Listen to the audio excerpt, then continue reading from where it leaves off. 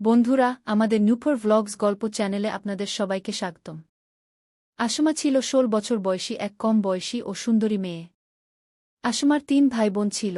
প্রথমে তার বড় ভাই অনিকেত, যে ছিল ২২ বছর বয়সী এক যুবক, তারপর আসমা এবং সবশেষে একটি ছোট বোন যে ছিল ১২ বছর বয়সী। একদিন গ্রাম থেকে আসমার চাচার মৃত্যুর খবর এল।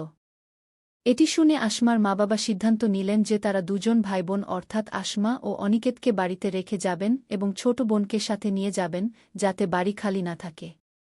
আসমা তার মাকে বলল যে বড় ভাইকেই বাড়িতে থাকতে দাও আর আমাকেও সাথে নিয়ে যাও, কিন্তু মা এ কথা বলে আসমাকে নিয়ে যেতে অস্বীকার করলেন যে, মেয়ে, তোমার ও তোমার বড় ভাইয়ের পরীক্ষা আসন্ন, তাই তোমরা দুজন বাড়িতে থেকে পরীক্ষার প্রস্তুতি নাও।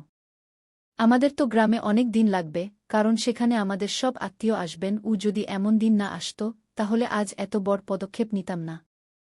এখন আপনিও ভাবছেন যে এমন কি ঘটেছিল যে আসমা এত খারাপ কাজ করল। আসলে ঘটনাটি হল, আসমার ১০ম শ্রেণীর পরীক্ষা ছিল, আর বড় ভাই দ্বাদশ শ্রেণীর পরীক্ষার প্রস্তুতিতে ব্যস্ত ছিল। মা-বাবা দুজনকে বাড়িতে রেখে নিজেরা গ্রামের উদ্দেশ্যে রওনা হলেন। এখন আসমাও তার পরীক্ষার প্রস্তুতিতে ব্যস্ত হয়ে পড়ল, আর বড় ভাই তো ইতিমধ্যেই ঘণ্টার পর ঘণ্টা তার রুমে পরীক্ষার প্রস্তুতি নিত। কিন্তু মায়ের জায়গায় এখন আসমার দায়িত্ব হয়ে গেল যে সে বড় ভাইয়ের জন্য খাবার তৈরি করবে। আগে বাড়ির সব কাজ মাই করতেন। মা-বাবা যাওয়ার মাত্র ৩-৪ দিন পরের ঘটনা। একদিন অনিকেত বাড়ি এসে তার রুমের দরজা খুলল এবং কাউকে রুমে বসিয়ে সরাসরি কিচেনে চলে এল। আসমা তার রুমে বসে পড়াশোনা করছিল, যখন কিচেন থেকে বাসন নেওয়ার আওয়াজ শুনে সে কিচেনে গেল। সে দেখল যে ভাই কিচেন থেকে খাবারের প্লেট নিচ্ছে। আসমা বলল, দাও ভাই, আমি নিয়ে দিচ্ছি। অনিকেত বলল, ঠিক আছে, এবং এ কথা বলে সে তার রুমে চলে গেল এবং ভিতর থেকে দরজা বন্ধ করে দিল। আসমা খাবার প্লেটে করে তৈরি করে দিল এবং তার ভাইয়ের রুমের দিকে খাবার নিয়ে গেল। আসমা বাইরে থেকে দরজা নক করল, অনিকেত দরজা খুলে খাবারের প্লেট নিল। ফিরে যাওয়ার সময় তার নজর ভাইয়ের রুমে পড়ল এবং তার মনে হল যে রুমের ভিতরে কোনো মেয়ে আছে। এটি দেখে আসমা হতবাক হয়ে গেল, কিন্তু সে তার ভাইকে তা টের পেতে দিল না। অনিকেতেরও তো পুরো মনোযোগ শুধু খাবারের দিকেই ছিল। আর যেই সে আসমার হাত থেকে খাবার নিল, আসমা আর চোখে রুমের ভিতরে তাকিয়ে দেখছিল। অনিকেত তার যাওয়ার অপেক্ষায় ছিল, এবং যেই আসমা ফিরল সে তৎক্ষণাৎ দরজা ভিতর থেকে বন্ধ করে দিল। আসমা যখন কিচেনে গেল, তার হৃদয় দ্রুত স্পন্দিত হচ্ছিল যে আমাদের বাড়িতে সেই অপরিচিত মেয়েকে, আর সে আমার ভাইয়ের রুমে কি করছে। আসমার কিচেন ভাইয়ের রুমের পাশেই ছিল। কিন্তু কিছুক্ষণ পর আসমা নিজেকে বোঝানোর চেষ্টা করল যে সম্ভবত এটা আমার চোখের ভ্রম হবে। এমন কি করে সম্ভব যে ভাইয়ের রুমে কোনো মেয়ে থাকবে। আসমা যতই তার মাথা থেকে এই বিষয় সরানোর চেষ্টা করছিল, ততই এটি তার মাথায় গেঁথে যাচ্ছিল। আসমা ভাবল, দেখি তো শেষ পর্যন্ত ব্যাপারটা কি। এর মধ্যে আবার অনিকেত কিচেনের দিকে এল এবং আসমাকে বলল, আসমা, 2 কাপ চা বানিয়ে দাও। আমি ও আমার বন্ধু রুমে পড়াশোনা করছি। আর আমি যখন বাজার থেকে বাড়ি আসছিলাম তখন কিচেনের সব জিনিস কিনে এনেছি। তুমি দেখে বলো কোনো কমতি আছে কিনা। না হলে পরে আমাকে বিরক্ত করো না।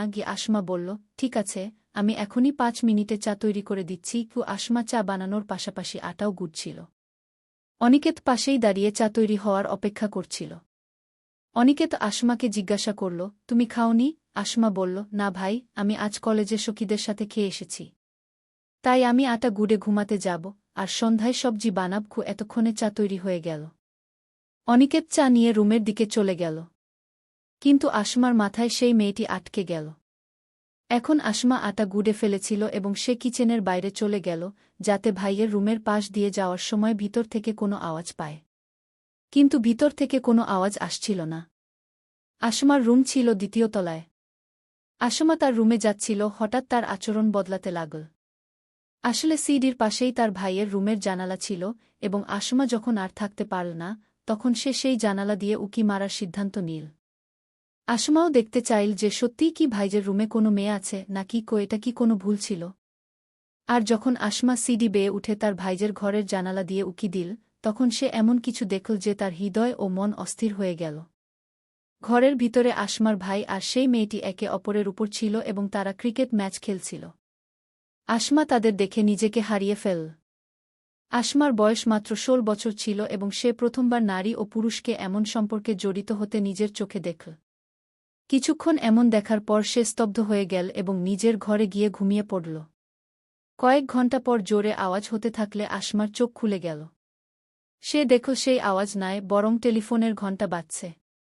ঘুমের মধ্যে থাকায় সে নম্বরের দিকে মনোযোগ দেয়নি এবং ঘুমের মধ্যেই সে ফোন তুলে নিল। আসমা ফোনে কিছু বলার আগেই ওপার থেকে মেয়েটির কণ্ঠ শোনা গেল এবং মেয়েটি বলতে লাগল, অনিকেত, আমি তোমাকে খুব মিস করছি। এটা শুনে আসমা বুঝে গেল যে এটা সেই মেয়েটি যে তার ভাইয়ের ঘরে ছিল এবং সে বাড়ি যাওয়ার পর তার সাথে ফোনে কথা বলার চেষ্টা করছে। অনিকেত তার ঘরেই ছিল এবং যখন সে ফোনের ঘণ্টা শুনল তখন দৌড়ে উপরে চলে এল। সে তার ভাইকে উপরে আসতে দেখে তৎক্ষণাৎ মেয়েটির ফোন কেটে দিল এবং ঘুমের ভান করতে লাগল। টেলিফোন আসমার ঘরেই ছিল এবং যখন অনিকেত আসমার ঘরে পৌঁছাল তখন সে দেখল ফোন কাটা আছে এবং আসমা ঘুমাচ্ছে। কিন্তু আসমা ঘুমাচ্ছিল না, সে ঘুমের ভান করছিল। অনিকেত তৎক্ষণাৎ মেয়েটিকে ফোন করল এবং ফোনে অশ্লীল কথা বলতে লাগল। সেই দিন থেকে সেই আচরণ এবং অনিকেতের এমন কথাবার্তা আসমাকে মেয়ে থেকে নারীতে পরিণত করতে শুরু করেছিল। এখন রাত ৮টা বাজে। আসমা রাতের খাবারও তৈরি করেনি। অনিকেত যখন কথা বলে ফোন থেকে উঠল তখন সে বলল, আসমা, উঠো, তুমি তো খাবারও তৈরি করনি। কত অলস! তখন আসমা অভিনয় করে পাশ ফিরে উঠল এবং বলল, কটা বাজে ভাই? সে বলল, রাত ৮টা বাজে। তুমি তো ঘোড়া বেচে ঘুমিয়েছ, খাবারও তৈরি করনি। তার ভাইয়ের কথা শুনে আসমা অভিনয় করল যে ৮টা বাজে গেছে। আমি দুপুরে ঘুমিয়েছিলাম, আপনি আমাকে জাগিয়ে উঠাননি। তারপর অনিকেত বলল, আসমা, তুমি যা খাবে তা খেয়ে নাও। আমি বাইরে থেকে পরোটা খেয়ে এসেছি। সকালে আমাকে ইউনিভার্সিটিও যেতে হবে। এ কথা বলে অনিকেত ঘুমাতে চলে গেল। আর আসমা আবার দিনের সেই ঘটনা আর রাতের অশ্লীল কথাগুলো ভাবতে লাগল। আসমার ভেতরে তার শরীরে একটা অস্থিরতা হচ্ছিল। আসমা সবকিছু নিজের চোখে দেখেছিল আর কানে শুনেছিল। কিন্তু এত কম বয়সে হওয়া সত্ত্বেও তার কিছু বিশ্বাস হচ্ছিল না। আর এখন আসমা ধীরে ধীরে ভুল পথে হাঁটতে শুরু করেছিল। এখন তার মাথায় দিনরাত শুধু সেই কথাগুলোই ঘুরপাক খেত। সে সারাদিন তার ভাই সম্পর্কেই ভাবত, শেষ পর্যন্ত সে এমন করছে কেন? আর আপনারা সবাই তো জানেনই, ছেলে হোক বা মেয়ে, কম বয়সে তারা পথভ্রষ্ট হয়ে যায়। আর এটি এমন একটা নেশা যা কম বয়সে লাগলে সে এমন এক জালে আটকে যায় যা মৃত্যু পর্যন্ত ছাড়ে না। আর এইসব ভাবনা আর কথার কারণেই আসমা সেই কাজ করে ফেল যা একটা কম বয়সের মাসুম মেয়ে কখনো ভাবতেও পারে না। আর এখন তার ভাইও ভালোভাবেই সুযোগ নিল। আর প্রতিদিন সকালে বাড়ি খালি দেখে সে পড়ার অজুহাতে সেই মেয়েটাকে নিয়ে আসত। আর আসমাও সিঁড়ির জানালায় লুকিয়ে লুকিয়ে তার ভাইয়ের খেলা দেখত। আর এভাবে টানা ৫ দিন চল। ৫ দিন পর আসমার বাবা ফিরে এলেন, কারণ আসমার বাবার ডিউটি ছিল। আসমার ভাইও এখন তার পড়াশোনায় ব্যস্ত হয়ে পড়ল। কিন্তু আসমার এখন পড়াশোনা থেকে মন স্লোলি সরে যেতে লাগল। আর তার জীবন বদলাতে শুরু করল। আসলে কথা হলো, মানুষ যা দেখে তা পাবার জন্য পুরোপুরি চেষ্টা করে। আর এই জিনিসটাই আসমার সাথেও ঘটছিল। আসমার মা গ্রাম থেকে আসেননি। প্রতিদিন সকালে আসমার ভাই কলেজে আর বাবা ডিউটিতে চলে যেতেন। সন্ধ্যায় ফিরে আসতেন। আসমা বাড়িতে সারাদিন একা থাকত। আর সে তার বন্ধুদের থেকে ম্যাগাজিন এনে পড়ত। আর সেই ম্যাগাজিন তার বয়সের তুলনায় অনেক বেশি রঙিন ছিল। কারণ আসমার যে বয়স ছিল সেই বয়সে তাকে সেই ম্যাগাজিন পড়া উচিত ছিল না। কিন্তু আসমা এখন তার সব সময় এই সব জিনিসেই কাটাতে শুরু করল। আর এখন ধ্বংসের পথ খুলে গেল।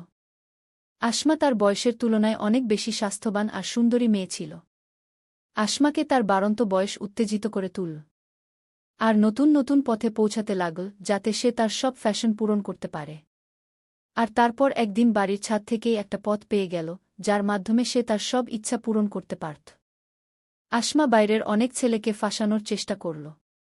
কিন্তু বাড়ির লোকজন আর সমাজের ভয় সামনে এল। আসমা যত তাড়াতাড়ি সম্ভব সবকিছু করে ফেলতে চাইছিল। কারণ যদি মা চলে আসতেন তাহলে সে দিনরাত চৌকিদারের মতো তার পিছে লাগতেন আর বাড়ি চেক করা শুরু করতেন। আর কোনো মাই চাইবেন না যে তার সন্তান এমন ভুল কাজ করুক। একদিনের কথা, আসমা কাপড় ধুয়ে ছাদে শুকাতে গেল। আসমা কাপড় শুকাচ্ছিল এমন সময় দুটি বাড়ি ছাড়িয়ে সে একটা ছেলেকে দেখতে পেল যে আগেও আসমাকে অনেক ইশারা করেছিল। কিন্তু সেই সময় আসমা তার দিকে তাকায়নি। আর সে রেগে যেতে লাগল। আর আসমা তার ভাইয়ের কারণে আজ তাকে তার ইজ্জত সমর্পণ করতে চলেছিল। সেই ছেলে তার ছাদে ঘুড়ি উড়াচ্ছিল। তখন আসমা তার অন্ধত্বে এসে সেই ছেলেকে ইশারা করে দিল। সেই ছেলে আসমার ইশারা বুঝে গিয়েছিল। আর যেই আসমা তাকে ইশারা করল, আর সে বানরের মতো ছাদ লাফিয়ে আসমার কাছে চলে এল। আসমা তার হাত ধরে সিঁড়ি দিয়ে নিচে নিয়ে এল। আর কিছু না বলেই তার সাথে জড়িয়ে পড়ল। সে ভেবেছিল যে এই ছেলে তো এই সব করার জন্য সুযোগ খুঁজছিল। কিন্তু উল্টো হল। সেই ছেলে আসমার কথা না বুঝেই তাকে অসম্পূর্ণ রেখে চলে গেল। আসমার বয়স তখন মাত্র 16 বছর। আর সেই ছেলে অনিকেতের বন্ধুও ছিল। যখন সে আসমার এমন হরকত দেখল, তখন সে তার মুখে 2টি চড় মারল। আর সেখান থেকে আসমাকে ধমক দিয়ে চলে গেল যে, যদি সে ভবিষ্যতে এমন হরকত করে, তাহলে সে তার ভাইকে তার সব হরকত বলে দেবে। কিন্তু সেই ছেলে চলে যাওয়ার পরও আসমা এখনও মানেনি।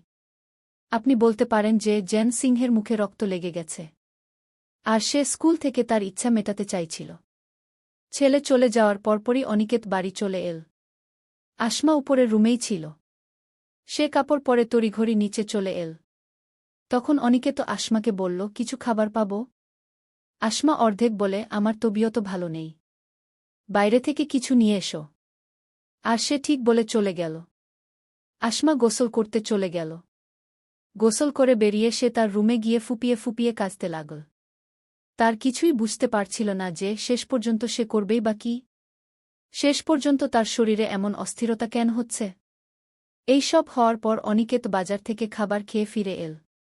আর উসানে আসমাকে ডাক দিলে আসমা যেন তার ভাইয়ের কণ্ঠ শুনতে পেয়ে তৎক্ষণাৎ নিচে নেমে এসে তাকে জড়িয়ে ধরে।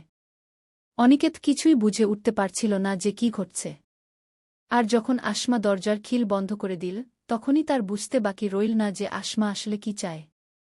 সেই দিন দুজনেই তাদের সীমা অতিক্রম করে ফেলে। আকাশ এমন কাজ করল যা ভাইবোনের পবিত্র সম্পর্কে কলঙ্ক লেপে দিল। আজ যখন তারা এ কাজ করছিল, ঠিক তখনই আসমার মা এসে সব দেখে ফেলে। সে আর সহ্য করতে পারল না এবং রান্নাঘরে গিয়ে আত্মহত্যা করে।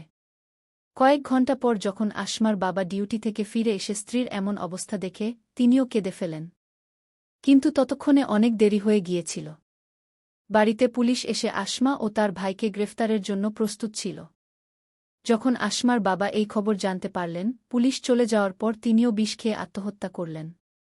এই গল্প থেকে আমরা শিখতে পারি যে শিশুদের সামনে এমন কোনো ভুল কাজ করা উচিত নয় যা তাদের মনকে বিভ্রান্ত করতে পারে। আমাদের সম্পর্কের মর্যাদা রক্ষা করা উচিত। তাই বন্ধুরা, যদি আপনাদের এই গল্পটি ভালো লেগে থাকে, তবে ভিডিওটি লাইক ও কমেন্ট করে অবশ্যই জানাবেন। চ্যানেলটি সাবস্ক্রাইব করতে ভুলবেন না। ধন্যবাদ। সঙ্গীত।